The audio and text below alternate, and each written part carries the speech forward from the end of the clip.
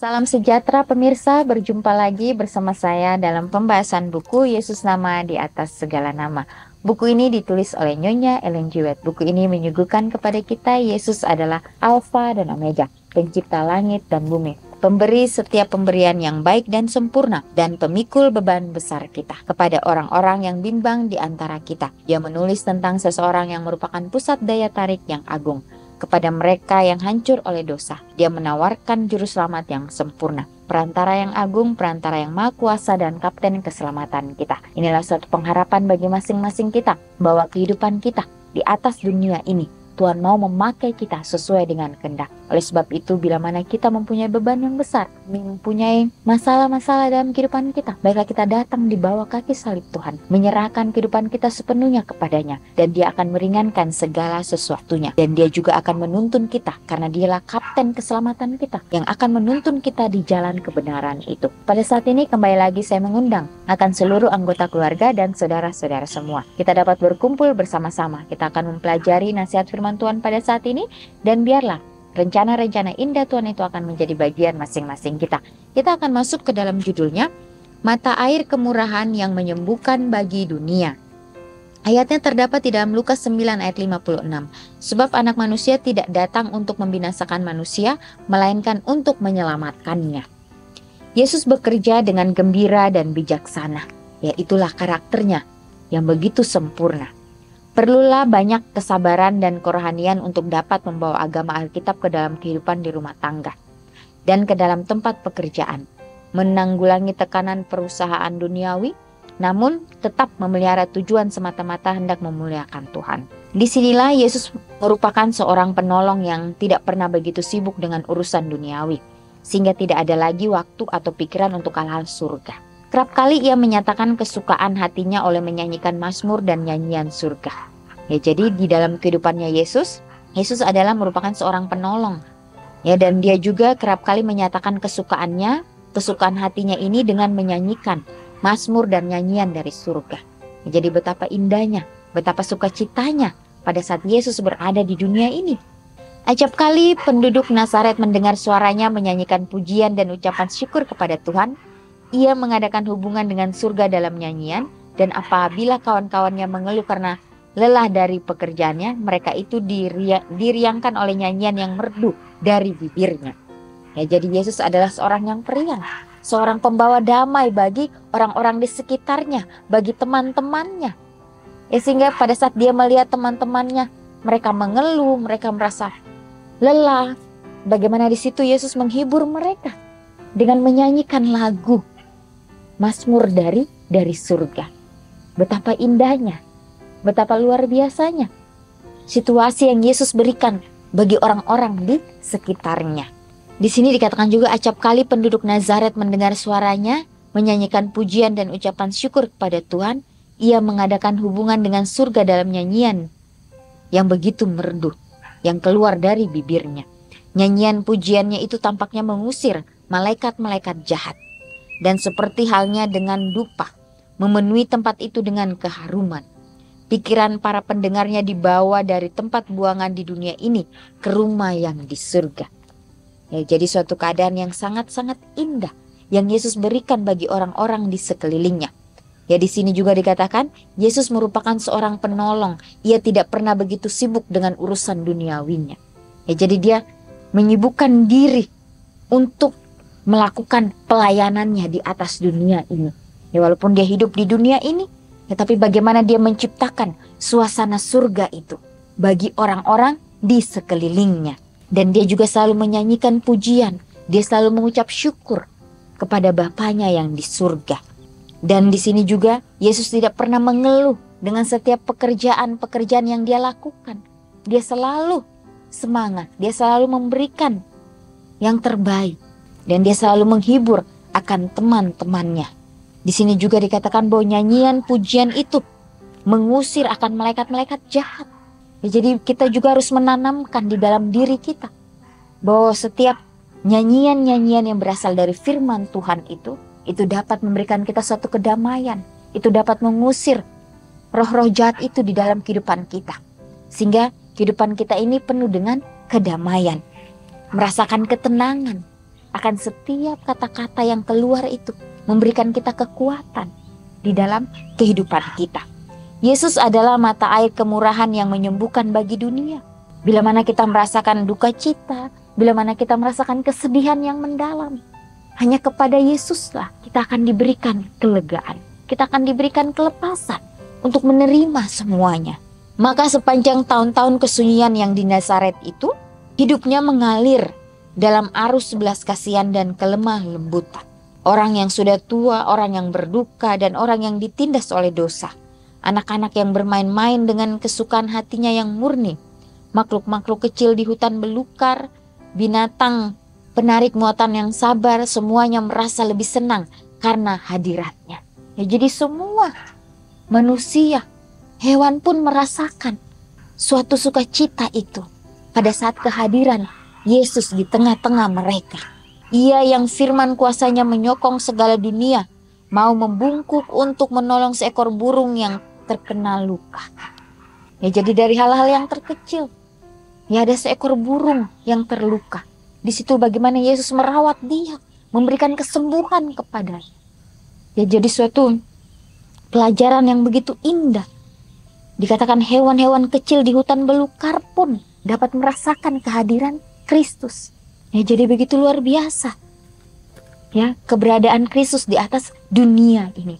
Ia yang firman kuasanya menyokong segala dunia, mau membungkuk ya untuk dapat menolong seekor burung itu. Apalagi kita, manusia yang diciptakan sesuai dengan gambar dan rupanya. Tentunya dia mau memakai kita untuk dapat menyampaikan akan kabar sukacita ini. Demikianlah sedang ia bertumbuh dalam akal budi dan perawakan, Yesus pun bertambah dalam kemurahan Tuhan dan manusia. Ia menarik simpati segala hati oleh menunjukkan dirinya sendiri, sanggup menaruh simpati dengan semua orang. Suasana harapan dan semangat yang mengelilingi dia, menjadikan dia suatu berkat dalam setiap rumah tangga. Maka sering dalam rumah sembahyang pada hari Sabat ia dipanggil untuk membaca pelajaran dari surat nabi-nabi. Dan hati para pendengar merasa gembira ketika suatu terang yang baru bersinar dari perkataan biasa dari ayat yang suci itu. Namun Yesus menghindari pertunjukan. Selama tinggal di Nazaret, ia tidak pernah menunjukkan kuasa ajaibnya. Ia tidak pernah mencari kedudukan yang tinggi dan tidak memakai sesuatu gelar. Di dalam Alfa dan Omega jilid 5 halaman 64 dan 65. Ya, jadi contoh yang begitu sempurna. Ya, pada saat Yesus sedang ia bertumbuh dalam akal budi dan perawakannya, Yesus pun bertambah dalam kemurahan Tuhan dan manusia. Ya, dia menarik simpati segala hati oleh menunjukkan dirinya sendiri sanggup menaruh simpati menjadikan dia suatu berkat dalam setiap rumah tangga. Jadi pada saat Yesus datang ke setiap orang, mereka merasa diberkati. Mereka merasakan kedamaian yang begitu luar biasa. Kedamaian yang belum pernah mereka rasakan sebelumnya. Ya, jadi suasana harapan dan semangat yang mengelilingi dia menjadikan dia suatu berkat dalam setiap rumah tangga. Ya, jadi pada saat Yesus berada di rumah sembahyang pada hari Sabat, ya dia pun dipanggil untuk membacakan pelajaran-pelajaran dari surat nabi-nabi. Ya, dan hati para pendengar merasa gembira ketika suatu terang yang baru bersinar dari perkataan yang biasa dari Alkitab yang suci itu. Ya, padahal ya firman Tuhan itu sudah dibacakan setiap hari Sabat. Ya, tetapi bagaimana mereka merasakan ya sukacita yang berbeda dari sebelumnya pada saat Yesus menyampaikan akan firman itu. Di sini mereka merasakan ketenangan, mereka merasakan kedamaian di dalam kehidupan mereka masing-masing. Dan Yesus pun di sini mengatakan bahwa dia menghindari pertunjukan. Ya, selama dia berada di Nazaret, ia tidak pernah menunjukkan kuasa ajaibnya. Dan dia juga tidak pernah mencari kedudukan. Dan dia juga tidak memakai sesuatu gelar. Jadi inilah kehidupan Yesus yang begitu luar biasa. Memberikan kepada kita suatu teladan. Kehidupan yang sederhana itu dapat membawa orang-orang datang kepadanya. Kehidupan yang sederhana itu dapat menarik perhatian setiap orang. Karena Yesus membawakan itu dengan penuh kuasa. Ya, karena dia tahu bahwa inilah yang harus dia sampaikan kepada dunia. kehidupan yang memberikan makna kedamaian itu. Kehidupan yang memberikan hal yang sukacita bagi orang-orang di sekitarnya. Itulah hal yang membuat dia mendapatkan berkat yang begitu luar biasa. Ya, tidak ada hal lain yang dapat Yesus berikan, hanya teladannya yang sempurna itu, yang dia ingin berikan bagi masing-masing kita. Supaya kita juga dapat mengambil bagian di dalam semuanya itu. Gitu luar biasanya. Ya, kalau kita datang kepada Kristus, dan disitulah kita akan mendapatkan kelepasan. Disitulah kita akan mendapatkan kedamaian yang belum pernah kita rasakan. Ya, apakah di dalam kehidupan kita pribadi lepas pribadi, apakah kita sudah bertanya, Tuhan, apakah hari ini saya sudah menjadi pembawa damai bagi orang-orang di sekitar saya? Tuhan, apakah hari ini saya sudah memberikan sukacita kepada orang yang melihat kehidupan saya? Ya, jangan sampai kehidupan kita dikuasai oleh si jahat, sehingga dimanapun kita berada, kita ditolak, ya kita dibenci. Tetapi biarlah dimanapun kita berada, kita boleh menjadi pembawa berkat itu bagi setiap orang. Memberikan yang terbaik, membawa suatu semangat bagi orang-orang di sekitar kita. Ya, tidak ada yang mustahil di hadapan Tuhan. Baiklah kita mau berubah akan kehidupan kita, Dia akan memberikan kita kesanggupan untuk melewati itu semuanya.